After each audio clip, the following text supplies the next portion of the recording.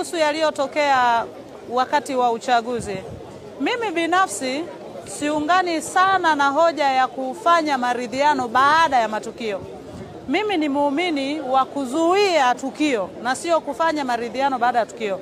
Of course, kabla ya lile tukio la siku ya uchaguzi, watu walikuwa wanazungumza mitandaoni kwamba tutafanya 1, 2, 3. Kwenye nchi ambayo iko serious, haikutakiwa kupuuza yale yanayozungumzwa mitandaoni. Yale malalamiko ya wananchi hayakutakiwa kupuuzwa. Ndio maana yamepelekea haya yote yaliyotokea. Ina maana serikali ingechukulia serious malalamiko ya wananchi, haya mauaji na vifo visivyo vya lazima visingetokea. Sasa tukiwa taifa ambalo tunasubiri yatokee ndo tuanze vikao, wakati watu wameshapoteza maisha, watu wameshapoteza ndugu zao, watu wamepoteza mali zao, haisaidii.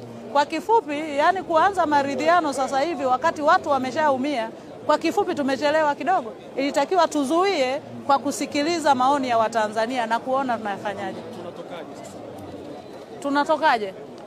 Twende kwenye hayo maridhiano tuone yaliyomo yamo. Halafu baada ya hapo tutatoka na msimamo mwingine. Nimesikiliza hotuba ya Mheshimiwa Rais.